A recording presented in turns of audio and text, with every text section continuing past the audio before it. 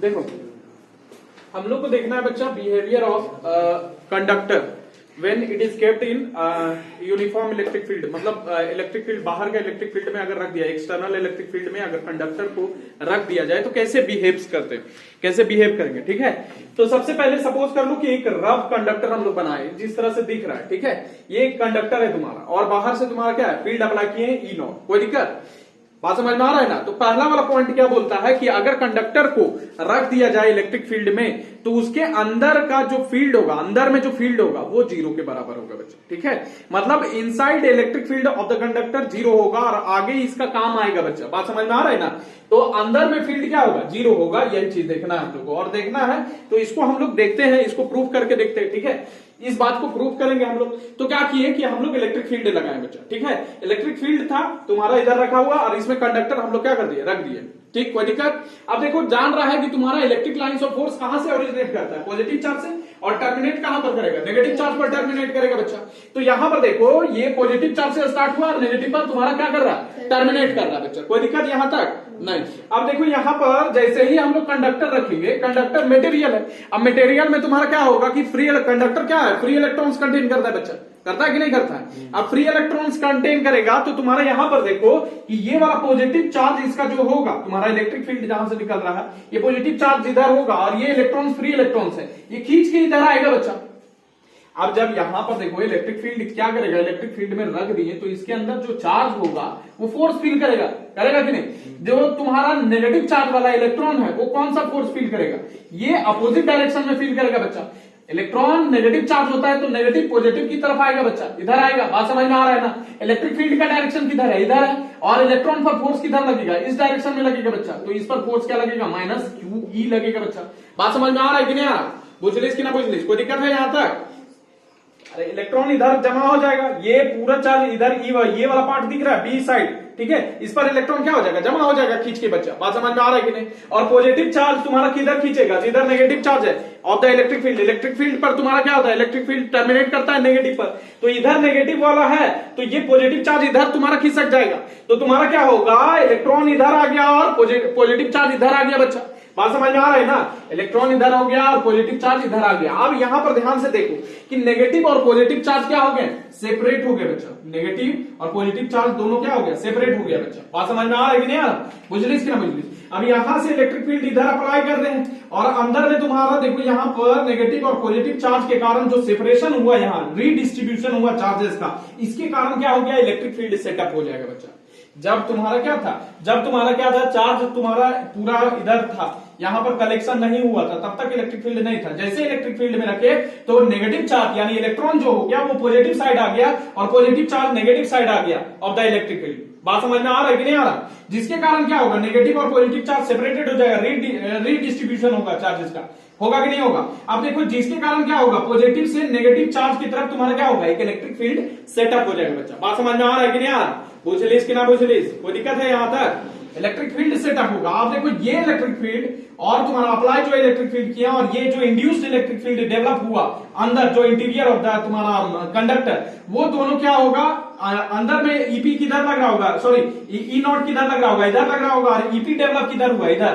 तो दोनों का मैग्नीट्यूड सेम होगा और ई नेट तुम्हारा क्या होगा, डायरेक्शन अपोजिट है, इसीलिए तुम्हारा क्या होगा, कैंसिल कर देंगे एक दूसरे को। और जब कैंसिल करेगा तो E net in the interior of the conductor कितना हो जाएगा, जीरो होगा कि नहीं होगा, बुझलिस कि ना बुझलिस। अंदर में जो है इलेक्ट्रिक फील्ड तुम्हारा एक दूसरे को कैंसिल करेंगे, ईपी इधर है और ई नॉट इधर है बच्चा, तो कैंसिल हो जाएगा अंदर में। बात समझ में आ रहा है कि नहीं, जिसके कारण तुम्हारा फील्ड क्या है अंदर में, नेट फील्ड कितना हो जाएगा, जीरो हो जाएगा बच्चा। बात समझ में आ रहा है, कोई दिक्कत है। तो ये तुम्हारा रीजन है पहला वाला का, तुम्हारा net electric field intensity in the interior of the conductor is zero.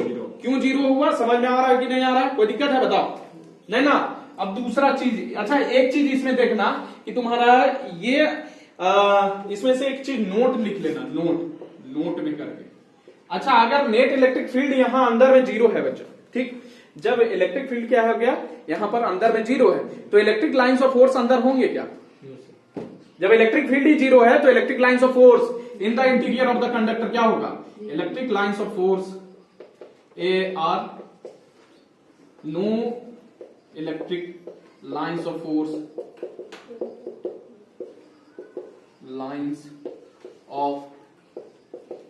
force exists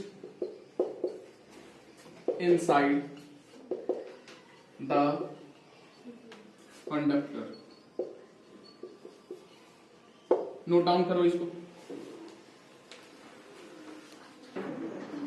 दूसरा देखो कि तुम्हारा इलेक्ट्रिक फील्ड जो होगा बच्चा, वो सरफेस का हमेशा तुम्हारा क्या होगा, परपेंडिकुलर होगा बच्चा। ठीक है, तो ये बात को प्रूव करने के लिए हम लोग क्या करते हैं कि सबसे पहले मानते हैं कि इलेक्ट्रिक फील्ड जो है वो परपेंडिकुलर नहीं है सरफेस का, कंडक्टर के सरफेस का परपेंडिकुलर नहीं है इलेक्ट्रिक फील्ड। इसको प्रूव करने के लिए परपेंडिकुलर प्रूफ, मतलब परपेंडिकुलर है उसको प्रूव करने के लिए हम लोग क्या करेंगे, सबसे पहले मानेंगे कि इलेक्ट्रिक फील्ड परपेंडिकुलर नहीं है सरफेस ऑफ द कंडक्टर का। इसका मतलब क्या है कि इलेक्ट्रिक फील्ड क्या करेगा, कुछ एंगल बनाएगा तुम्हारा कंडक्टर का जो इलेक्ट्रिक फील्ड है वो कंडक्टर के सरफेस के साथ तुम्हारा एंगल बनाएगा। बात समझ में आ रहा है कि नहीं आ रहा, बुझले, इतना बात समझ में आ रहा है कि नहीं आ रहा। ठीक, अब देखो अगर तुम्हारा क्या है कि इलेक्ट्रिक फील्ड अगर मान लो तुम्हारा एंगल बनाएगा with the surface of the conductor, तो इधर वाला कंपोनेंट तुम्हारा ई कॉस थीटा होगा बच्चा, और इधर वाला कंपोनेंट तुम्हारा क्या होगा, ई साइन थीटा होगा। अब देखो ई कॉस थीटा वाला जो है यहां पर सबसे पहले लिख लेते हैं कि let electric field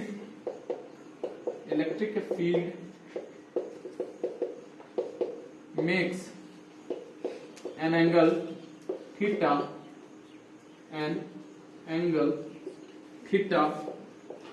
with the surface of conductor,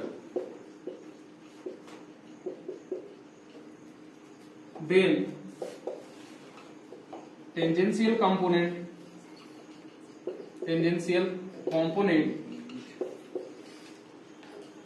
E cos theta will force the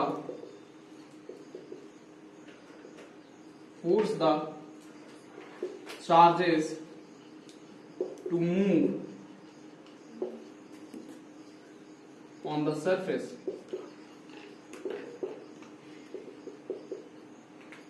but there is no current, no surface current in electrostatic, that is E cos theta is 0, cos theta is 0, which means cos theta is equal to cos pi by 2, theta is equal to 90 degree.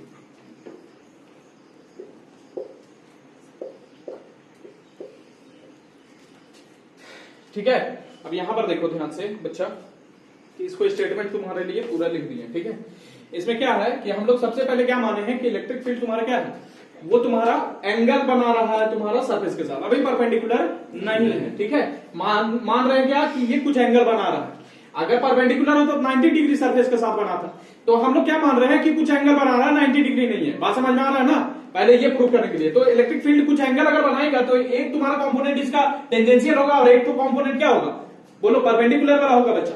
तो tangential component क्या करेगा, electric field का tangential component है तो charges को क्या करेगा, force लगाएगा, चार्जेस पर लगाएगा कि नहीं लगाएगा, चार्जेस पर क्या करेगा, फोर्स लगाएगा बच्चा। और चार्जेस को जब फोर्स लगेगा तो ये चाहेगा चार्ज की मूव करे, जब फोर्स लगता है तो एक्सेलरेशन होता है। ठीक है, तो तुम्हारा चार्ज क्या होगा, मूव करने लगेगा बच्चा। अब जब चार्ज मूव करने लगेगा तो तुम्हारा क्या होगा, करंट सेटअप हो जाना चाहिए। कौन सा करंट, सरफेस पर जब चार्ज मूव कर रहा है तो सरफेस करंट सेटअप हो जाना चाहिए बच्चा। लेकिन ये तुम्हारा देखा नहीं गया, जब चार्ज कंडक्टर को तुम्हारा देखा गया कि अगर कंडक्टर तुम्हारा क्या है, चार्ज है, तो तुम्हारा क्या होगा कि इसमें तुम्हारा क्या है कि सरफेस करंट जैसा कुछ नहीं मिलता बच्चा।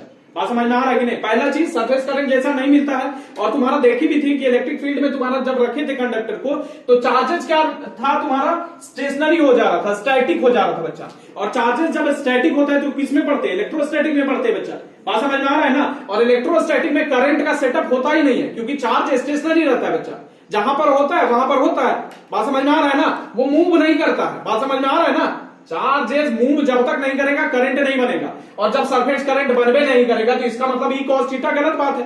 सरफेस करंट जब बन ही नहीं रहा है तो इसका मतलब ई कॉस थीटा वाला जीरो होगा बच्चा, तभी तो सरफेस करंट नहीं बन रहा है। बात समझ में आ रहा है ना, यानी जो चीज माने वो गलत है। बात समझ में आ रहा है कि नहीं, तो ई कॉस थीटा मतलब क्या होगा, जीरो होगा। बात समझ में आया कि नहीं, अरे चार्ज जब मूव ही नहीं करेगा, करंट जब सरफेस करंट बनबे नहीं करेगा तो इसका मतलब क्या है, ये वाला कंपोनेंट जीरो होगा बच्चा, तभी तो नहीं बनेगा। तो ई कॉस थीटा क्या हो जाएगा, जीरो। और ई कॉस थीटा अगर जीरो, इलेक्ट्रिक फील्ड तो है ही है, इलेक्ट्रिक फील्ड तो जीरो नहीं है, इधर तो इलेक्ट्रिक फील्ड है। बात समझ में आ रहा है कि नहीं, इलेक्ट्रिक फील्ड का वैल्यू जीरो नहीं है, लेकिन कॉस थीटा इसमें जीरो हो सकता है बच्चा। बात समझ में आ रहा है कि नहीं, इसके कारण ई कॉस थीटा पूरा जीरो हो जाएगा। बात समझ में आ रहा है कि नहीं। अब कॉस थीटा अगर जीरो है तो कॉस थीटा जीरो कब होता है, जब थीटा 90 डिग्री होता है, यानी ये थीटा तुम्हारा ऐसे है बच्चा 90 डिग्री पर। इसका मतलब क्या है, यहां पर लिख सकता है, ऊपर में तुम्हारा लिख लो कि तुम्हारा hence electric field is perpendicular, यहां पर किनारे लिख दे रहे बच्चा, ठीक है। Hence electric field is perpendicular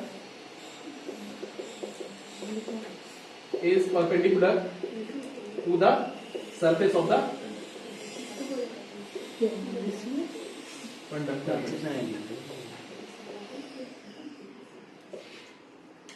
चलो ये चीज लिख लो, फटाफट नोट डाउन करो। देखो इलेक्ट्रिक फील्ड हम लोग जानते हैं कि इनसाइड द कंडक्टर, अभी देख लिए हैं कि तुम्हारा क्या होता है, जीरो होता है बच्चा। अगर इलेक्ट्रिक फील्ड तुम्हारा जीरो है तो क्या चार्ज भी जीरो होगा, क्यों, गॉस लॉ से जानते हैं, according to Gauss law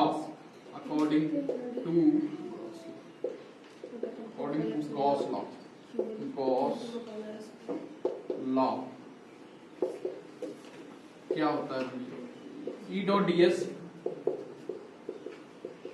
is equal to Q enclosed upon epsilon naught, ठीक है, इन फ्री स्पेस में बच्चे। अगर यही फ्री स्पेस नहीं रहेगा तो एप्सिलॉन हो जाएगा, ठीक है। बात समझ में आ रहा है कि नहीं। अब देखो इलेक्ट्रिक फील्ड क्या होता है, in the inside of the conductor electric field क्या होता है, जीरो होता है। जब जीरो होता है तो यहां पर अगर इलेक्ट्रिक फील्ड ही जीरो हो जाएगा तो Q enclose upon epsilon not क्या हो जाएगा, जीरो हो जाएगा बच्चा। इसका मतलब क्या है कि Q इनक्लोज क्या हो जाएगा, जीरो हो जाएगा बच्चा। बात समझ में आ रहा है। सो इंटीरियर ऑफ द तुम्हारा क्या net charge inside the conductor क्या हो जाएगा, जीरो हो जाएगा बच्चा। बात समझ में आ रहा है कि नहीं आ रहा, पूछली इसकी नोट डाउन करो, ठीक है। तुम्हारा जितना चार्ज हम लोग कंडक्टर को देते हैं ना बच्चा, वो चार्ज तुम्हारा क्या होता है, सरफेस पर चला जाता है, और ये पहले भी बता चुके हैं तुम लोग, ठीक है। बात समझ में आ रहा है कि नहीं। कंडक्टर जितना भी चार्ज इंजेक्ट करेंगे या देंगे तुम्हारा कंडक्टर को, वो उसका सरफेस पर डिस्ट्रीब्यूट हो जाएगा। बात समझ में आ रहा है कि नहीं। तो हम लोग क्या किए हैं इस बात को प्रूव करने के लिए, ठीक है, यहां पर लिखे charge resides on the surface of the conductor बच्चा, ठीक है। तो इसको बताने के लिए कि तुम्हारा चार्ज जो है वो सरफेस पर तुम्हारा आ जाता है, उसके लिए हम लोग एक प्रूफ लिए हैं, और यहां पर देख लो क्या किए हैं। सो एक तुम्हारा कंडक्टर को हम लोग क्या कर दिए, इंसुलेटेड थ्रेड से तुम्हारा क्या कर दिए। इंसुलेटेड कहने का मतलब है कि चार्ज उधर उधर नहीं पास होगा। बात समझ में आ रहा है कि नहीं। तो यहां पर लटका दिए तुम्हारा इंसुलेटेड थ्रेड से वो कंडक्टर। बात समझ में आ रहा है कि नहीं। अब कंडक्टर अगर लटका दिए हैं तो तुम लोग जानता है यहां पर, चलो बता देते हैं, पहले लिखते हैं कि लेट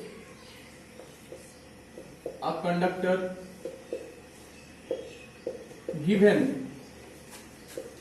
given an excess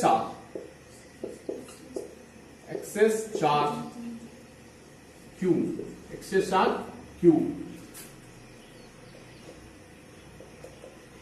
अब एक्सेस चार्ज इसको दिया गया कंडक्टर को, ठीक है। Let a Gaussian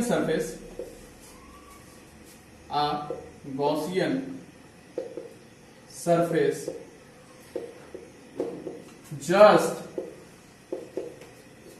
inside the surface of conductor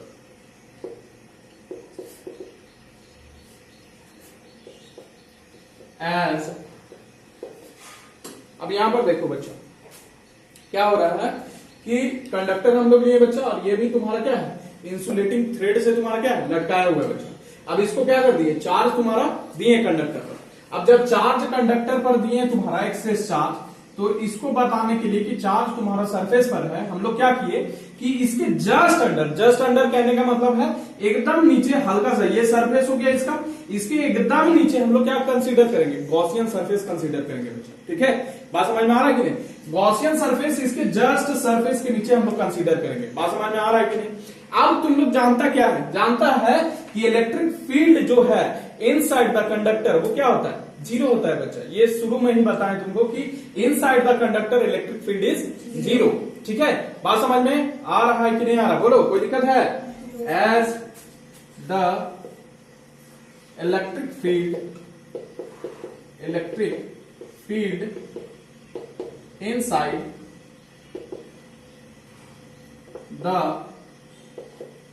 conductor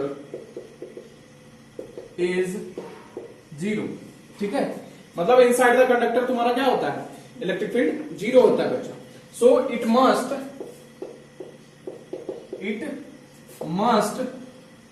B zero for all the points, सारे पॉइंट्स। ठीक है, all the points on the Gaussian surface.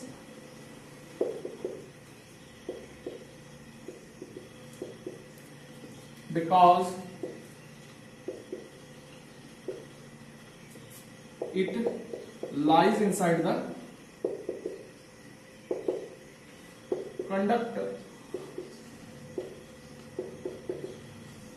देखो, electric field inside the conductor क्या है, जीरो है बच्चा। अब इसके अंदर तुम्हारा गॉसियन सरफेस लिए जस्ट बिलो, ठीक है, जस्ट अंडर बच्चा।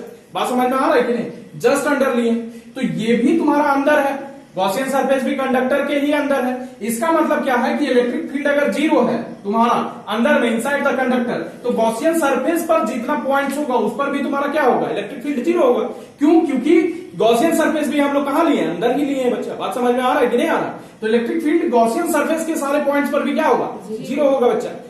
बात समझ में आ रहा है? इसका मतलब अगर इलेक्ट्रिक फील्ड जीरो है तो तुम्हारा चार्ज क्या हो जाएगा, जीरो हो जाएगा बच्चा। हम बताएं तुम्हारा कि इनसाइड द कंडक्टर तुम्हारा चार्ज क्या होता है, जीरो होता है कि नहीं होता है? बुझलिस कि ना बुझलिस? ये वाला भी बताए ना, लास्ट वाला पॉइंट में बताए थे, तुम्हारा थर्ड वाला पॉइंट में यही वाला बात किए थे कि charge inside the conductor zero होता है। क्यों? क्योंकि इलेक्ट्रिक फील्ड क्या होता है, जीरो होता है इनसाइड द कंडक्टर। बात समझ में आ रहा है कि नहीं आ रहा? ये बात किए थे कि नहीं, बात किए थे, बोलो, कोई दिक्कत है? तो यहां पर अगर charge inside the conductor zero है, इलेक्ट्रिक फील्ड तुम्हारा क्या है कि ये वाला गॉसियन सरफेस पर तुम्हारा सारे पॉइंट्स पर तुम्हारा क्या है, जीरो है बच्चा। बात समझ में आ रहा है कि नहीं? तो तुम्हारा क्या होगा, सारे पॉइंट्स पर तुम्हारा जो गॉसियन सरफेस है उस पर भी चार्ज भी क्या होगा, जीरो ही होगा बच्चा। बात समझ में आ रहा है कि नहीं आ रहा? बुझलिस कि ना बुझलिस? सो यहां पर लिख सकता है तुम्हारा, ये चीज तो लिख दिए। ऑल्सो यहां पर लिख सकते हैं, also the charge on Gaussian surface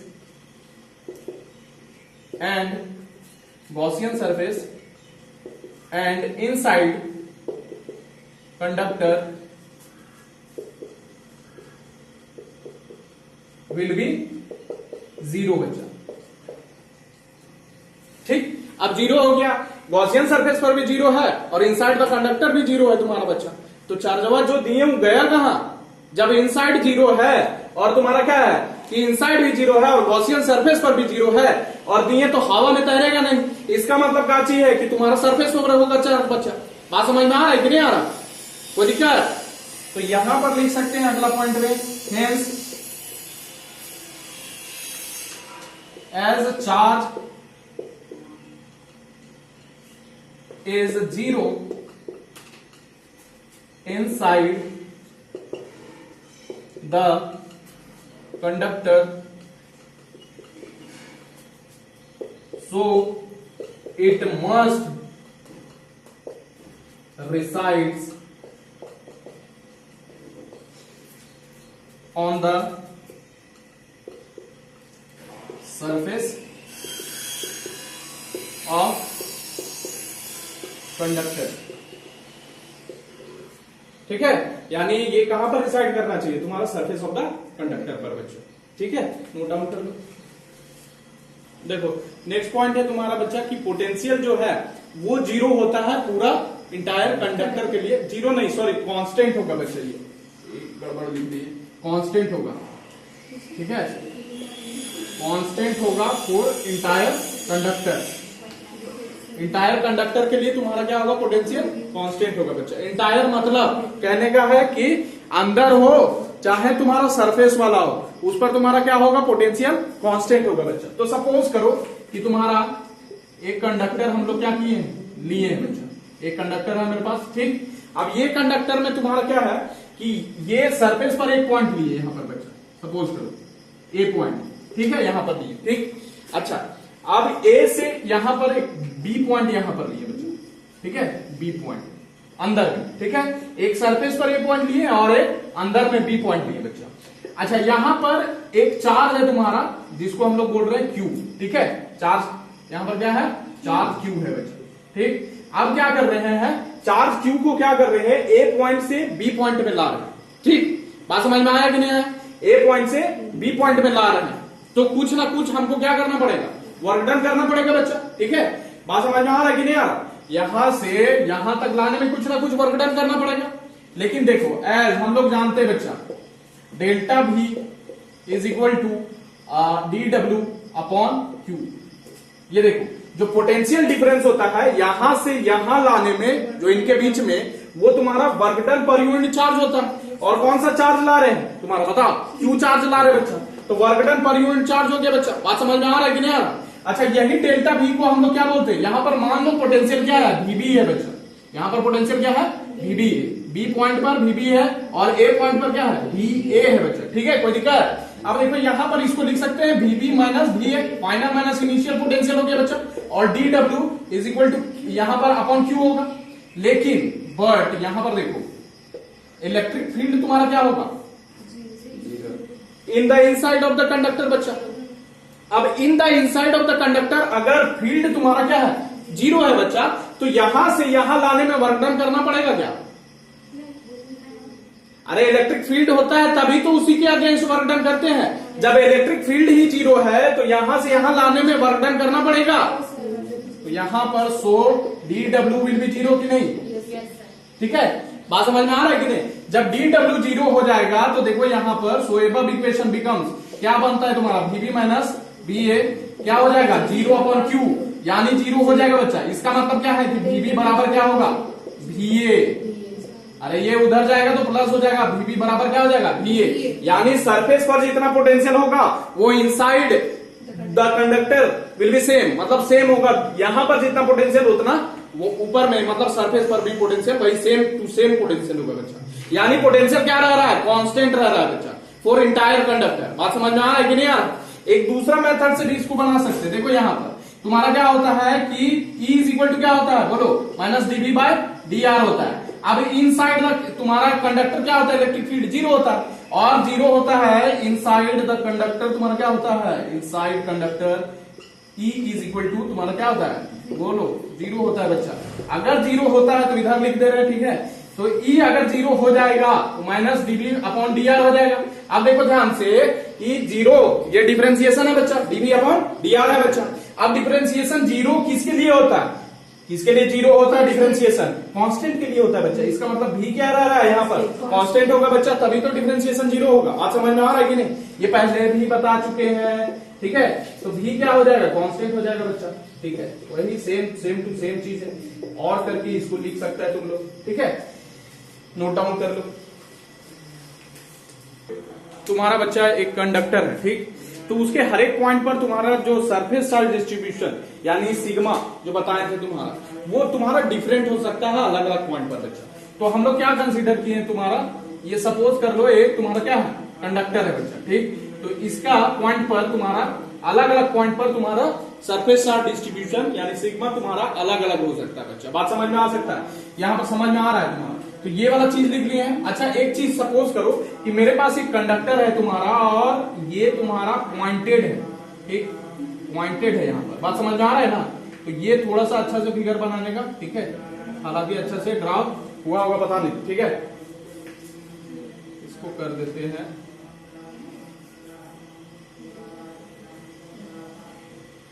ठीक, इस तरह से देख लो, ये कंडक्टर तुम्हारा बना हुआ है, यहाँ पर पॉइंटेड है बच्चा, ठीक है। अब पॉइंटेड देखना ध्यान से, होता क्या है कि यहाँ पर तुम्हारा चार्ज जो है, चार्ज तो ऐसे है, लेकिन यहां पर चार्ज देखना ध्यान से कि इस पॉइंट पर जो चार्ज है ना वो ज्यादा जमा हो जाता है बच्चा, ठीक है, यानी ज्यादा घना होता है, यानी ज्यादा डेंसर होता है बच्चा। यहां पर जो सरफेस पर जो चार्ज होगा पॉइंटेड हेड पर, यहां पर क्या होगा, सबसे ज्यादा तुम्हारा चार्ज होगा, चार्ज पर यूनिट एरिया जो होगा वो सबसे ज्यादा होगा। बात समझ में आ रहा? चार्ज पर यूनिट एरिया कौन सी होता था? सरफेस चार्ज डेंसिटी होता था बच्चा। तो इस पॉइंटेड हेड पर, यहां पर जो पॉइंट दिख रहा है, यहां पर क्या होगा तुम्हारा सिग्मा मैक्स होगा बच्चा, यानी सरफेस चार्ज डेंसिटी तुम्हारा मैक्सिमम होगा इस पॉइंट पर। बात समझ में आ रहा है कि नहीं आ रहा? बुझलिस कि ना बुझलिस? तो यहां पर लिख सकता है at pointed head of the conductor the surface charge density is maximum। क्या होगा? मैक्सिमम होगा बच्चों, ठीक है, कोई दिक्कत? अब यहां पर ये वाला बना लेना फिगर, ये वाला जरूर से बना लेना फिगर तुम्हारा ध्यान से। एक हम लोग तुम्हारा इलेक्ट्रिक फील्ड, जब कंडक्टर तुम्हारा रखा होता है इलेक्ट्रिक फील्ड में, एक और प्रॉपर्टी हम लोग देखने जा रहे हैं और वो है इलेक्ट्रोस्टैटिक सील्डिंग। सील्ड समझता? जैसे वार होता था तो उस समय सील्ड यूज किया जाता है, ठीक है। तो इलेक्ट्रोस्टैटिक सील्डिंग क्या है, यहां पर हम लोग लिखेंगे इसके बारे में थोड़ा सा बच्चा। इलेक्ट्रोस्टैटिक सील्डिंग ये क्या होता है भाई?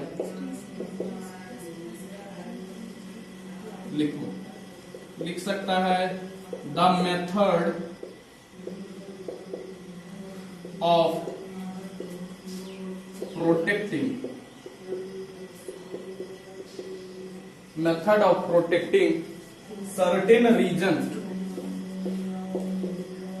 certain region from damaging effect of electric field, electric या इलेक्ट्रोस्टैटिक फील्ड लिख देते हैं।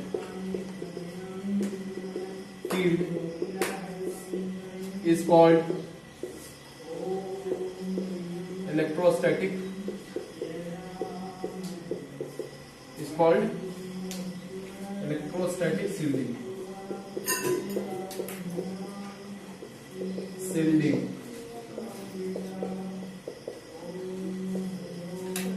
इसको लिख लो बच्चा। देखो एक और प्रॉपर्टी हम लोग देख लेते हैं बच्चा, जिसका नाम है इलेक्ट्रोस्टैटिक सील्डिंग। और सील्डिंग से तुम लोग जानता है कि सील्ड क्या होता है, ठीक है। सील्ड मतलब प्रोटेक्ट करना बच्चा, ठीक है। तो इलेक्ट्रोस्टैटिक सील्डिंग, इलेक्ट्रोस्टैटिक कहने का मतलब है इलेक्ट्रिक फील्ड वाला, ठीक है, इलेक्ट्रिक फील्ड सील्डिंग, ठीक है। अब क्या होता है कि समटाइम्स इलेक्ट्रिक फील्ड अच्छा काम करता है और समटाइम्स तुम्हारा इलेक्ट्रिक फील्ड बुरा काम करता है, ठीक है। अब बुरा काम क्या करता है सर?